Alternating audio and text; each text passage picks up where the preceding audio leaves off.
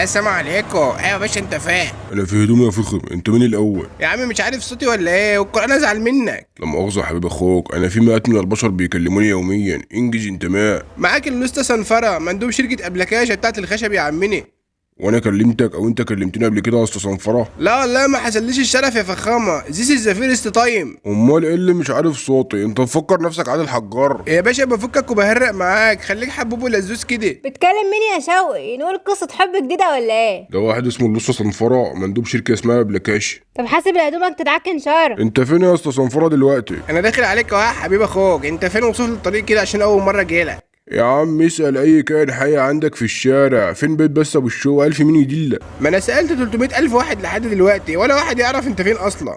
جرى يا جرى، انت جاي تقل مني في منطقتي ولا؟ مش قصدي والله يا فخامه، بس خليك حبوب ولزوز كده وصف لي المكان. طب انت فين دلوقتي بالظبط يا اسطى صنفره؟ ابعت لي يور لوكيشن. انا عندي ميدان الساعه يا باشا. طب هي كام عندك دلوقتي؟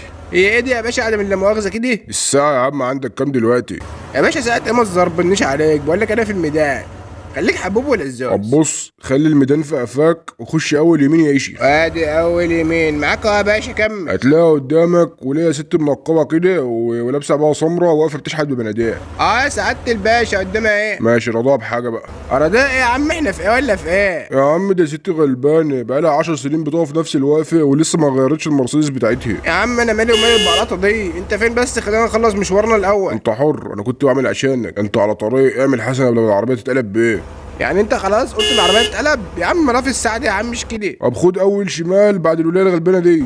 لا ما ينفعش اخش شمال والله يا زميلي، الشمال مش سكتنا. انت كده رجولة وبتتكلم بالاصول. خد اول يمين بقى، مش مهم. معاك اول يمين اهو يا عم الكوكب. هتلاقي محل خضري واحد فرش خس وكرنب وجرجير وكلام من ده. ايوه يا سعاده الباشا، قدامها اهو. ده ابو اشجان بتاع الخضار، نفعه بحاجه. يا جدع ما تزربنيش عليك، وانا جاي لك ولا جاي اجيب كرومب؟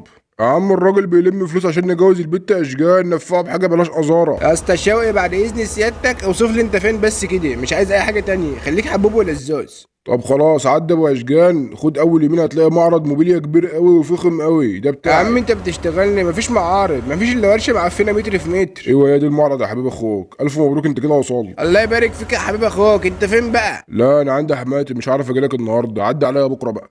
ولما انت مش جاي النهارده يا جدع يا لفتي، خليتني ادخل كل ده ليه؟ جرى يا اسطى صنفره، ما تخليك حبوب ولزوز.